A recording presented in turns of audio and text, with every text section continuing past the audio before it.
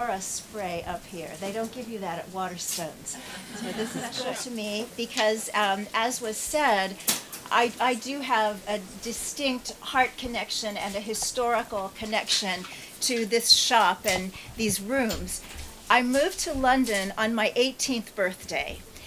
I thought it was because it was the era of swinging London.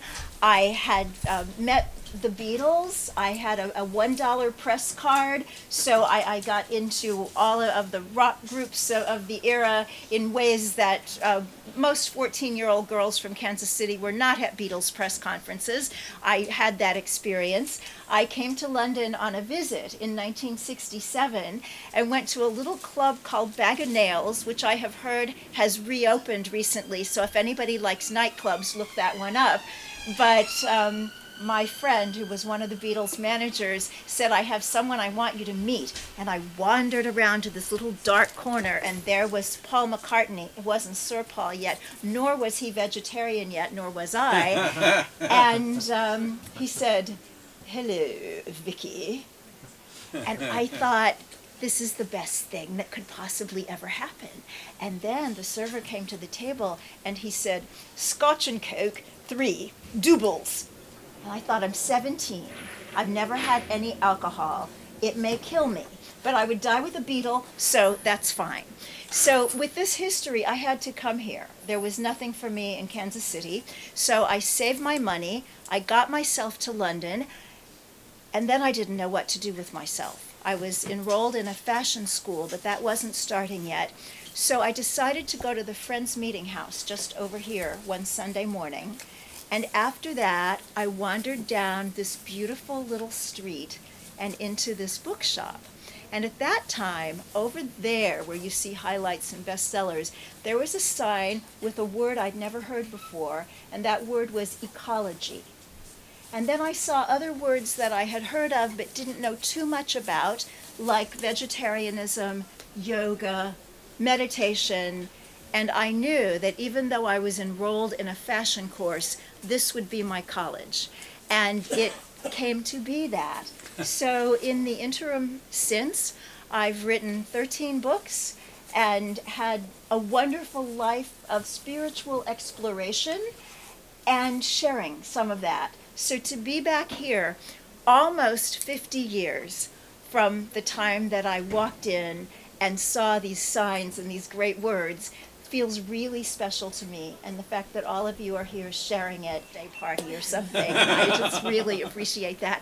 So before I start talking about what I'm going to talk about, I want to find out from just a couple of you why you're here, what you want to get from this, because I don't want anybody walking out the door without having their question answered or getting that sense that they did not come here in vain. So somebody who's not shy. Yes, hi.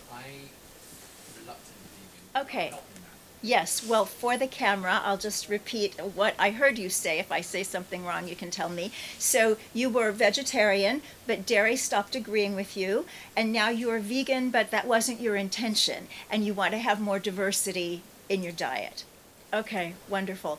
Well, the fact that dairy stopped agreeing with you basically means that you're human, because we're not designed to consume dairy. Sometimes we see it as the perfect food. You'll see this in advertisements.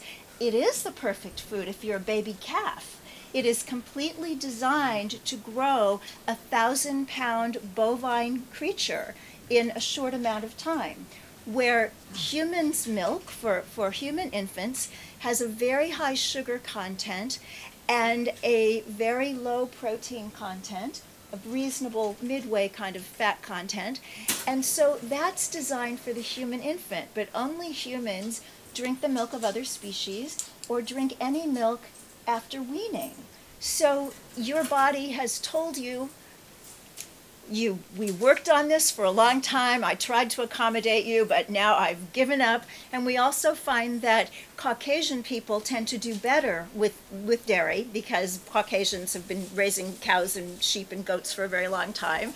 And people from Asia, people from Africa, have a very difficult time with it, which really means that there's just more of a natural inclination for how we're meant to be. Well, thank goodness that there are all kinds of wonderful ways to do dairy in your kitchen, or to find it in shops where it didn't used to be there. And you guys, this is so interesting to me, being in London. Let's see, where's my, oh.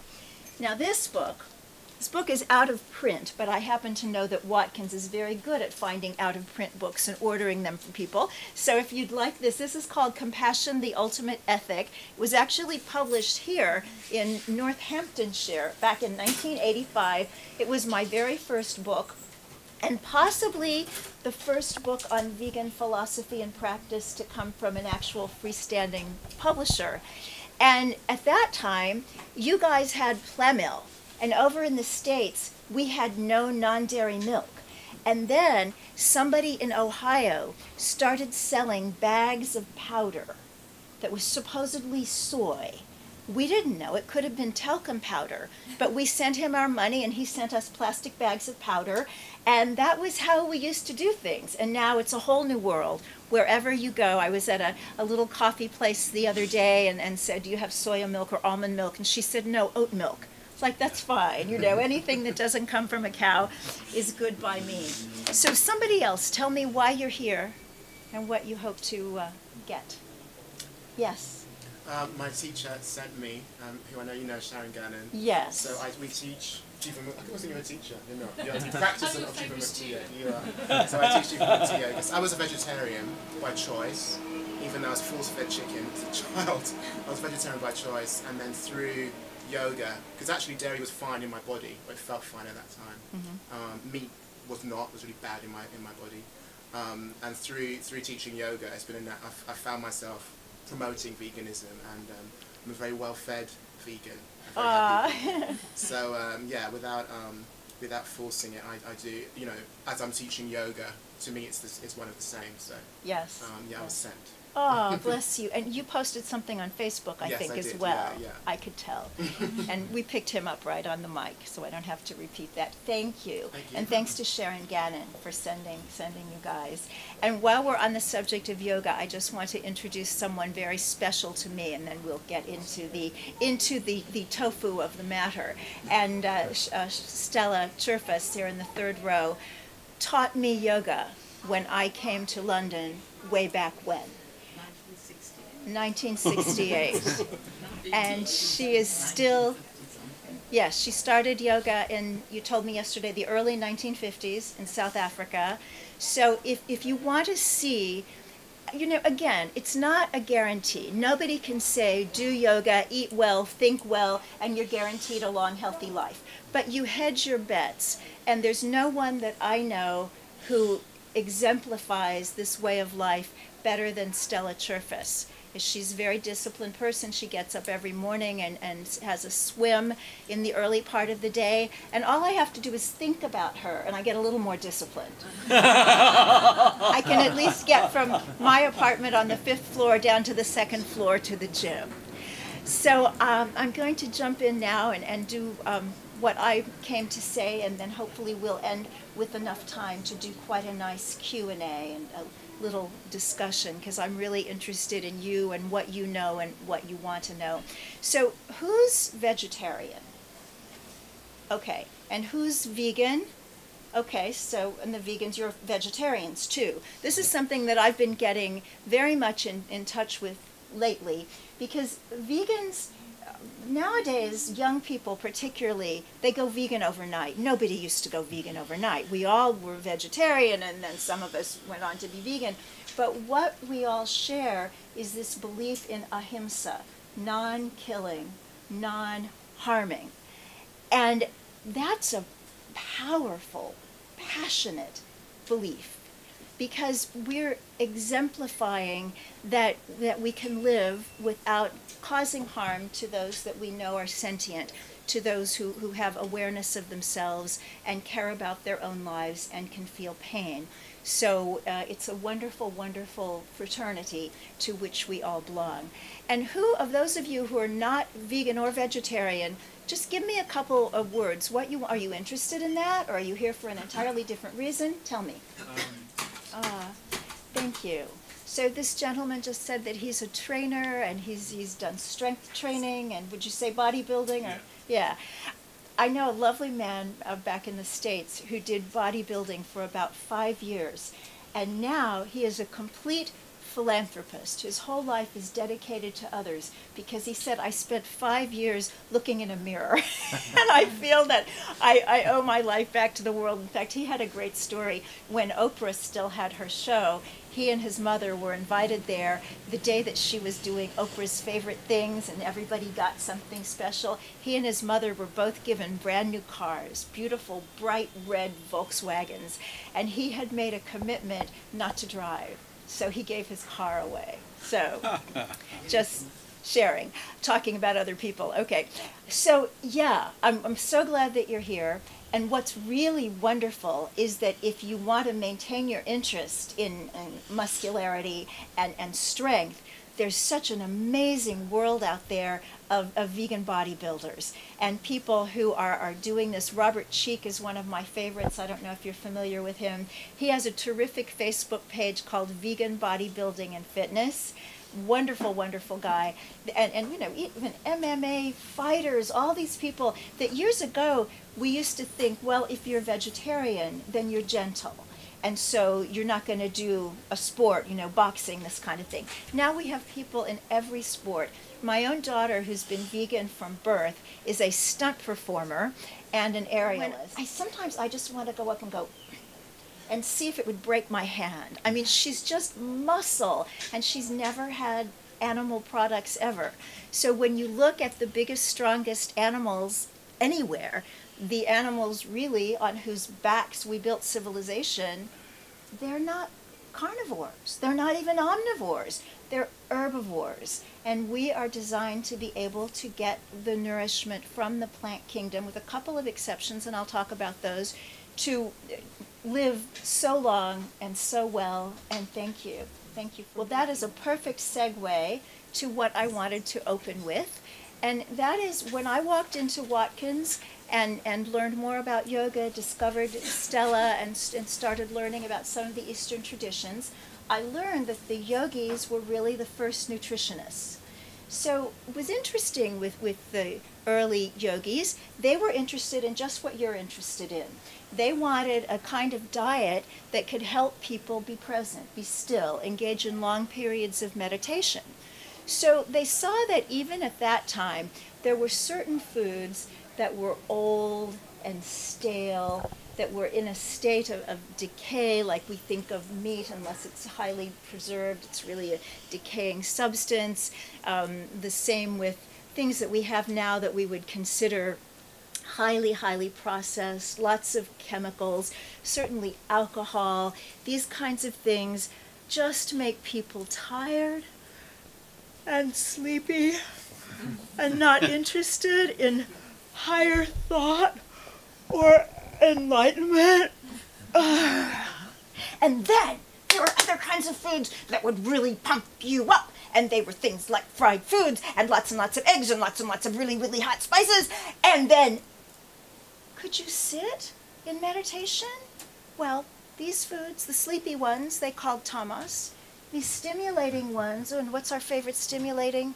Coffee, tea. Coffee, tea. Wherever you go, any country, if they don't have coffee, they make the tea really, really strong. Now, I love a good cup of tea. I will not, I mean, I was trained here. You know, I came here as a child and learned about tea. But that's stimulation. And so if you're really looking at the contemplative life, you want to be alert, but you don't want to be nervous. You want to be able to sit. So the yogis said, the foods that seem to be amenable to that are fresh fruits, fresh vegetables, nuts and seeds, whole grains, legumes, pulses, and they also said milk from healthy cows. Now, for vegans, we're with, oh boy, what do we do with the milk from healthy cows? Well, I'll tell you what I do with it. You know, things change. Times change. In the golden age of India, there were not a lot of people. And so people and cows, I believe, had a much more symbiotic relationship. I'm sure that the cows were still the servants. The cows were the underlings. We're not talking about social justice. But I think it was possible to do that at that time, perhaps. Nowadays, number one, I'm not even sure that you can really find a healthy cow. And there's definitely not what I would call karma-free milk. Most people think that cows just make milk. It's what they do. And yet, if you think about it, half this audience is women. And who's made milk? Who are the women here who have been milk makers in your life? People who have had babies. That's what happens. What if you have a cat who has kittens? The cat makes milk as long as the kittens are small. Then she stops making milk. That's what mammals do. They make milk for their babies. But we have this idea that cows are extraordinary mammals and they just make milk. And even, oh, you have to milk cows or they would be uncomfortable. Well, not if you let them stay with the baby, but instead they're separated from the baby. And all a cow wants is a family. You know, we've been through, my generation, Stella's generation, we saw women's liberation. We want to have it all. And we pretty much can, maybe not all at once. A cow having it all is having this baby. That's all. And so when we separate that from them, the pain is acute. I don't think we need to do that today. You know, it's a very interesting thing about what was said in the past and what is relevant today. And I hear this a lot, and I talk about this a lot when I'm speaking with Christian people. They'll say, but if it was important to be vegetarian, then why didn't Jesus talk about that? Well, Jesus didn't talk about human slavery, and human slavery was running rampant at that time. But he did say, I have things to tell you, but you cannot bear them now. So I kind of have a sense that history cycles through phases when humanity is ready for the next phase in the upward progression of the universe. And right now, I believe we are poised for the time when we'll return to our herbivorous roots and when we will come to embrace in this circle of compassion all beings that have life. And one of the reasons that this is so pressing right now is because of the environment. Who's seen the movie Cowspiracy? It's on Netflix, so it's conspiracy, but with a W, Cowspiracy, and I highly recommend it because it's about the connection between animal agriculture and climate change. Most people, Al Gore, other people have dedicated their lives to turning around climate change. They're looking at carbon, and that's important. That is something we need to look at. But let's just say everybody stopped driving. Everybody started using the most energy saving kinds of light bulbs. We all turned off the water whenever we brushed our teeth. We took 2-minute showers. Let's just say we did all we could do to get carbon out of the atmosphere. It would take 100 years for enough carbon to leave the atmosphere to make a substantial change. But methane, which is what is produced by farm animals, would leave the atmosphere in 10 years. That could give us enough time. According to both the United Nations Food and Agriculture Organization and the World Bank, who did a very intensive study on this after the UN study, which was criticized, so the World Bank said we're going to do our own study, and both of them found that the animal agriculture creates more greenhouse gases than all transportation combined, all the planes, all the trucks. You guys say lorries. I knew that. And just the idea, you know, you go to a place like Los Angeles, and all you see are cars, cars, cars, cars. And yet to think that animal agriculture is contributing more to climate change than all those cars, it's a big deal. And it's also contributing consumption of animal products and also dead food, foodless food, chemicalized poison food. It's creating a chemicalized poison society. We're not as vital and vibrant as we deserve to be. I was talking with David here early, and he was saying that it feels like people, the culture is telling him, don't take care of yourself. Just don't worry about that. You're okay. We'll take care of you. Except nobody's going to take care of us. So for our own well-being, the way I look at the food part of it, and there's a whole panoply of what we want to be doing for ourselves, but in terms of food, we want to eat food that is as beautiful as we ourselves would wish to be. So I want to give you a little gift, a little acronym to take with you, and that is my MEND program. So I like the phrase, to mend one's ways. So what if you could really mend your ways, mend your history? So let's say we're going to get rid of what we ate last week, what we drank back in college, whatever it was that we wish now, oh gosh, that maybe wasn't the best thing. I think you can mend your ways, and it's like pressing a delete key on some of those things that we did in the past. So MEND is an acronym. M is for meditation, E is for exercise, N is for nourishment, and D is for detoxification. So I want to go through that really briefly so that as you're going through your life, and just remember this, just tuck this away, MEND, remember it from here to forever, so that you can bring these things into your life every day. Silence. It's simply sitting. Now you can certainly learn to meditate in a traditional yogic sort of way, or you can just take silence. You can write in a journal. You can do the devotions of your religious tradition. You just want to take some time out of the day, certainly the morning, maybe again in the late afternoon if you can get that habit going. It's wonderful to meditate in the late afternoon because it gives you second wind and you have energy for the evening, so that instead of just feeling like, oh boy, I'm just going to watch TV all night, you actually say, gosh, you know, maybe I'll go take a yoga class. Maybe I'll go see if I can get a half-price ticket to the theater, because you have that little bit of extra life for the evening time. So to just give yourself the gift of going within and discovering what's inside, because what's inside is magnificent. Sometimes we don't want to be quiet, we don't want to be still, because we think, ooh, maybe things I don't like about myself would come up, or maybe memories I'd just as soon keep back there will come up. But you know, once those kind of surface and get out of the way, it's a little bit like sweeping the floor. You get rid of the dust bunnies and the dog hairs, and then you see, this is a nice wood. I chose this wood before I started worrying about the dust bunnies and the dog hairs. So give yourself the gift of contemplation, meditation. E is for exercise, which simply means moving this machine, this beautiful, incredible expression of the divine that we are, a gift that we have for as long as we're here. And it needs to move, and I wish it didn't, because I grew up as the fattest kid in the class, and I was always picked last for the sports.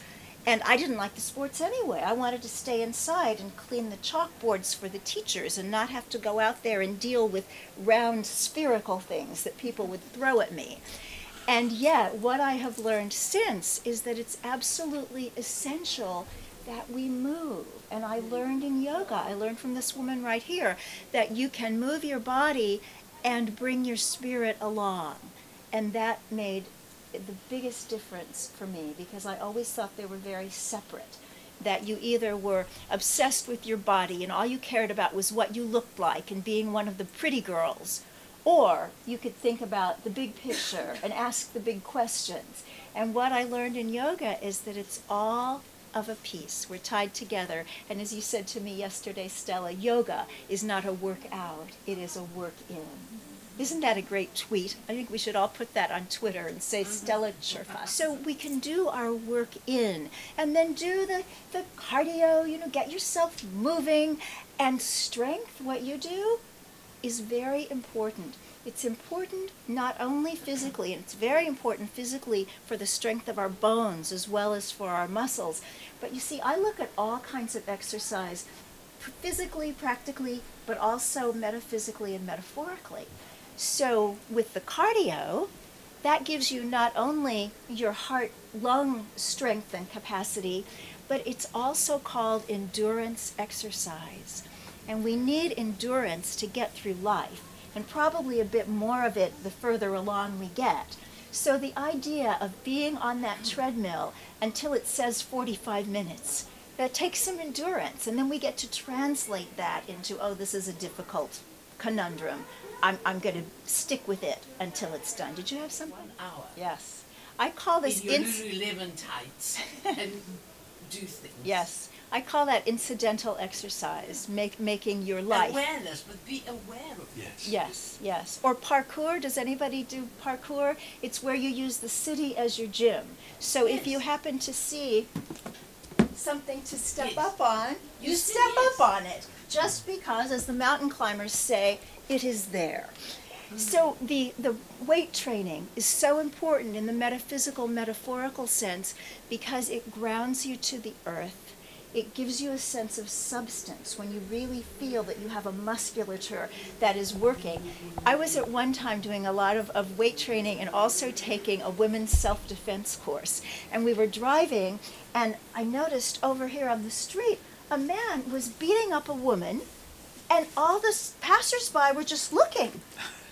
And so I told my daughter, you just stay here, I'm locking the car, I'm going over there. So I get over there, and I realize that this guy is big. But I was there, so I had to do something. So at the top of my lungs, I screamed at him, cut it out! And I'd never before seen speechlessness in a human. He went,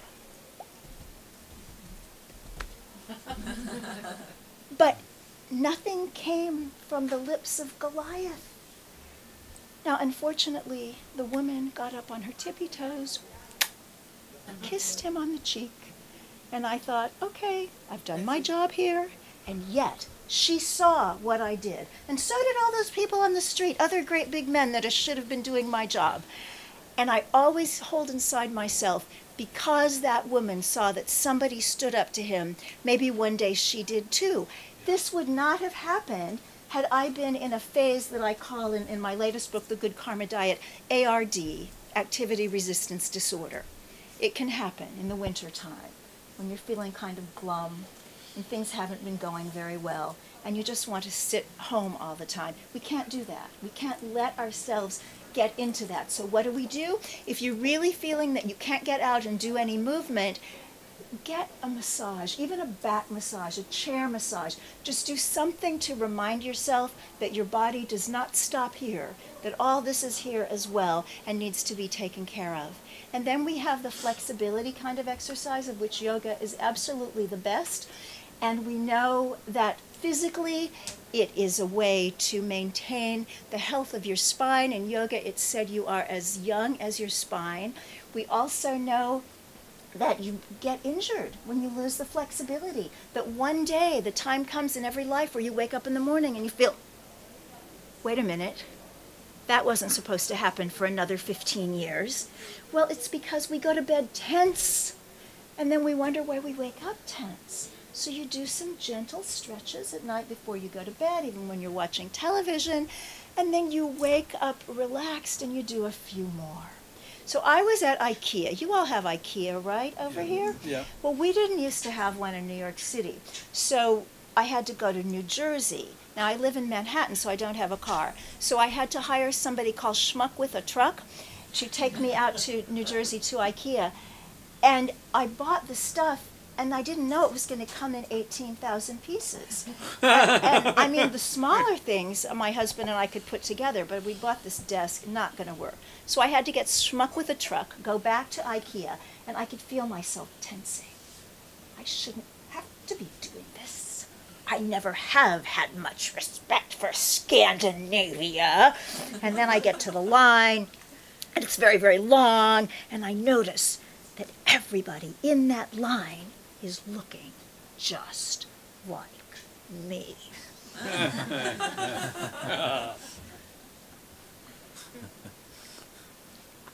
Except, excuse me, one young woman. I knew she'd studied ballet as a child because she had one foot facing the Pacific Ocean and one foot facing the Atlantic Ocean, and it didn't even look like it hurt, and she was going.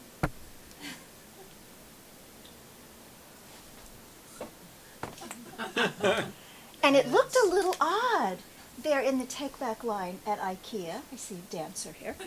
And yet, she was using this time to get more in touch with herself and her life and her inner being, while all the rest of us were doing this. So, it's important. The physical, the metaphysical. And in the MEND program is nourishment. You want to eat the colors of the rainbow.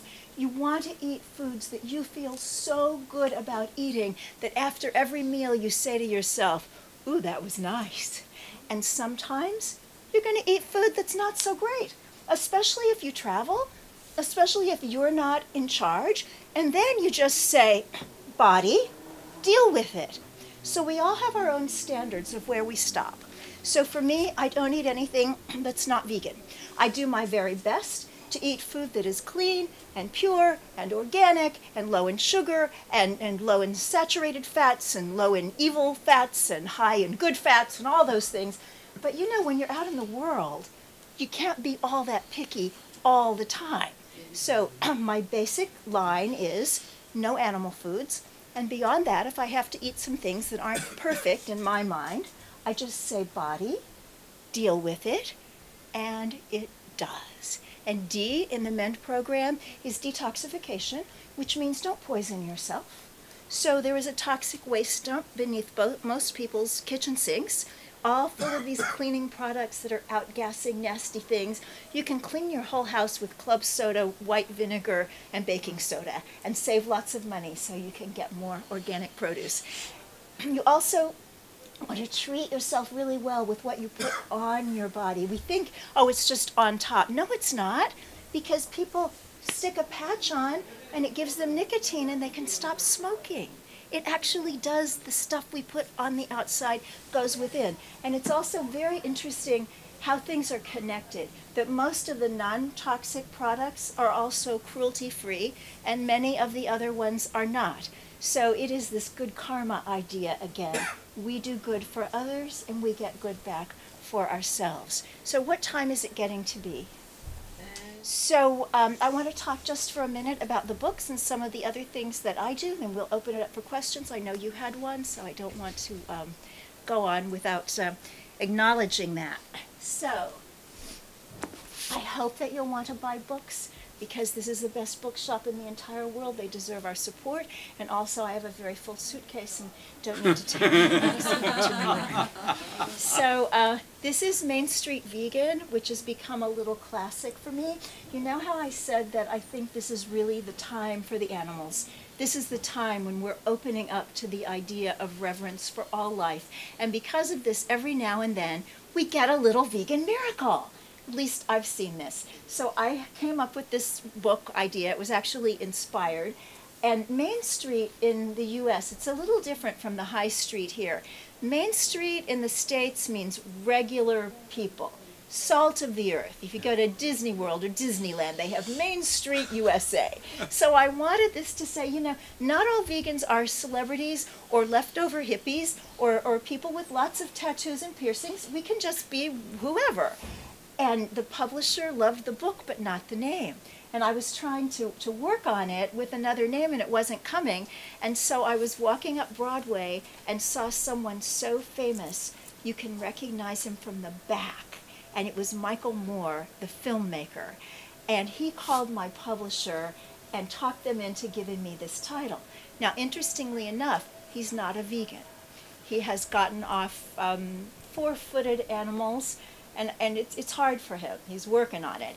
But here this person, this famous person, just showed up to get me this title, and since then so many amazing things have happened. This has really become my brand, and if you're new or if you're just really interested in veganism, and if you'd like 40 fabulous, easy recipes, one at the end of each chapter, I hope you'll think about this. The Good Karma Diet is more about upping the health stakes, so it's a little bit more about high green and high raw and pretty and healing. this is a new cookbook coming in January that they can take orders on tonight, the Main Street Vegan Academy Cookbook, co-authored with J.L. Fields. Some of you may know her from the Vegan Air Fryer or Vegan Pressure Cooking. Main Street Vegan Academy is a program I run in New York City to train vegan lifestyle coaches and educators. And this is my podcast, so be sure and get a bookmark. We have 5 years of archives and a brand new show every Wednesday afternoon. So, questions, comments, conversation. Did you have something? Yes. A chakra opening meditation. Lovely. Thank you. Thank you. Yeah, okay. Here we are. Thank you. Thank you so much. So just a note about time. We have Yes. about 2 minutes. Okay. So we could do a few, like maybe 1 or 2 more Okay. questions. And if people have any further questions, they can ask you personally. Lovely. Okay, 1 or 2 quick ones, and then we talk personally. The quick one for me Yes. was you were talking about the amount of methane or whatever the cows were giving off. Yes. This is where I get a problem, because a lot of animals are there for the commercial reason. Yes. What happens to them? Oh, you know, this is what we would call a luxury problem, because not everyone is going to go vegan overnight. If they did, there would be such a lift in consciousness in the world that we would all figure out how to take a couple of cows. We would deal with it. But that's not going to happen. This is going to be a gradual change, and it'll all work out. These animals exist because we breed them. If we stopped breeding them, they wouldn't be popular. There would be so much agricultural land to feed the world. So true. Anybody else? Yes. I was wondering, veganism is so fashionable now. I just came from Shoreditch, where there's a new yoga school, and there's several different places with queues out the door. I think half the people in the queues don't even know it's a vegan place. They just think it looks fashionable. Yes. So there's been stuff on Facebook about McDonald's starting a vegan burger. Yes. And what's your feelings about now vegan being so mainstream and being so fashionable? Do you think it's going to continue like this, or do you think it's a trend? Well, as we think, because we're in it. So you mentioned Shoreditch, which is one of those vegan hubs of the world. I was talking to somebody at the Veg Fest this weekend who lives in the Midlands, and he says you can't find anything vegan to eat unless you cook it yourself. So I think that large cities, college towns, certain areas of large cities, it's really veganized. And I think it's important that we get out into the other world. So I live in a vegan bubble. I mean, I run a vegan school, I write vegan books, I speak at vegan conferences. But I went to the breakfast at my hotel the other day, and I met with, oh my gosh, some people actually eat bacon and ham and sausage all just for breakfast. It's just all out there. And they cook the porridge and milk. So I had to ask, for special porridge and that. So I think that the popularity is only good because every vegan meal, every vegan dessert, every time somebody says, well, I was told today, someone walked into a conventional bakery and the person said, we just started doing this cake. It's our best cake. It's vegan, but it's really good. And of course the person was vegan. So everybody who does that, it's starting this ripple effect. This is my favorite thing, ripples, that you have a piece of vegan cake. And then you read and you learn that having cake maybe isn't the best thing to do every day. And so you start having more green smoothies and more salads and more juices and more rice and beans and things of that nature. And then people notice, oh gosh, you don't get sick as much as you used to. Wow, are you working out? Well, yes, I did pick that up along the way as well. And it ripples and it ripples and it ripples. And then you touch other people and then they ripple. And they have their own ripple ponds. This woman touched my life 49.5 years ago, and now I'm rippling with you guys. It's pretty cool, right? So, thank you so much for being here. Here is to majestic ripples.